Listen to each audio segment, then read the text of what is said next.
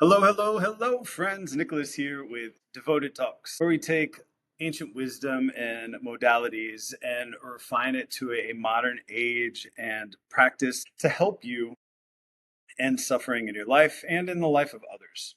So, before I started recording, I had one of my favorite hymns from the church many years ago. I was a Methodist. I even went to Methodist University, previously college, down in Fayetteville, North Carolina, for my undergrad. And they have a hymn in the hymnal called Hymn of Promise. And it was one of my favorite. And anytime I ever heard somebody else say that they loved it too, I knew I was going to really, really enjoy that person because it just has this, I don't know, it just has this heart to it, this visceral accuracy to it.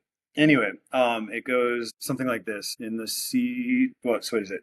In the seed, an apple tree, in cocoons, a hidden promise. Butterflies will soon be free. In the cold and dead of winter, there's a spring that waits to be unrevealed until its season, something God alone can see. So I didn't get all of the verse, but it makes me very emotional, like very, like I can feel tears and I can get goosebumps from it. And I just did. But it's a kind reminder that things aren't going to move any faster than what they're moving, and that any hurry and pushing above and beyond the pace that is meant for it or is, determined for it or established for it may just be wasted energy. And that's a hard pill to swallow. It's a hard thing to accept, but I love the way it phrases it, unrevealed until its season. And it's something God alone can see. And whatever you think of God, right? It doesn't matter, universe, anything, unrevealed until that which set it in motion reveals it. And what does that mean? It means a lot of things. And it can mean a lot of things for a lot of different people in a lot of different ways, which is really the story of everything. Me personally, I guess that's the direction we'll go. I've been trying so hard to force this studio and make it happen and do the things and do it right and get to this predetermined whatever that I had established in my mind. If I'm being completely honest, it's probably I will feel happy when, I will be valuable when, I will have made it or succeeded when, and insert whatever thing I have determined. I always felt like the goalposts were moving, but who set the goalposts in the first place? I'm pointing at myself. You know it. And even though it's one of my favorite hymns, I often forget the truth that hangs in those lyrics, that truth that hangs in that understanding of the way of the world. The Tao Te Ching is a very powerful book that really relies on nature as a metaphor, but not really a metaphor, as a decoder for the things that are us. And yes, it does metaphorically speak as, the river moves, so should we, and what we should learn from water being water. But truly, we aren't separate from nature, although we treat ourselves as such.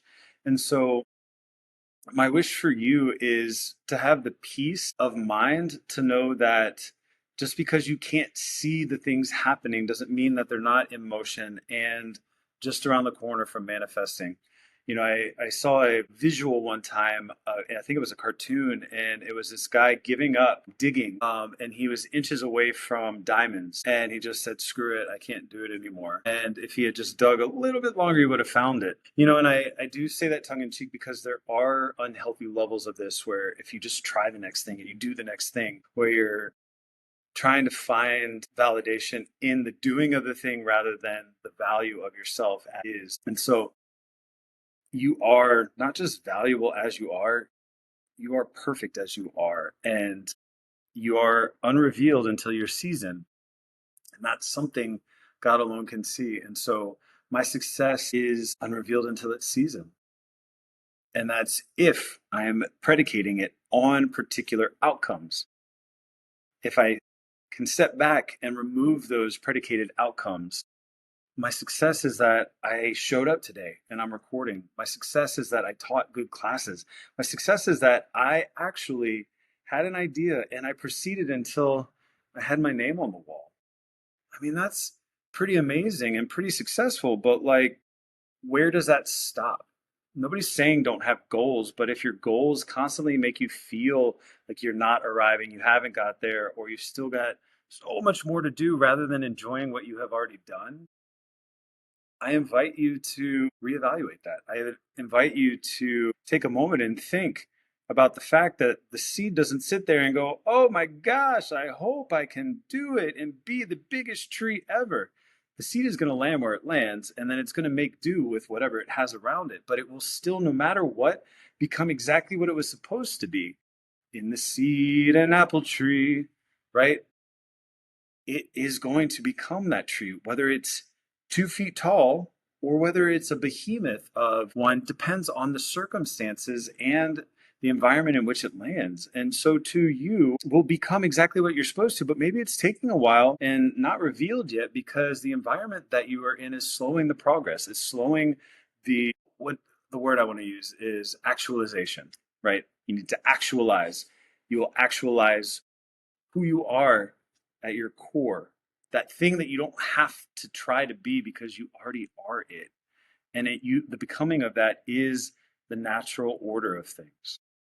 And so, peace and sisters. Om Shanti Shanti Shanti. Peace, peace. In the cold and dead of winter, there's a spring that waits to be unrevealed until it's seasoned. Something God alone can see. Be well. Be free, friends.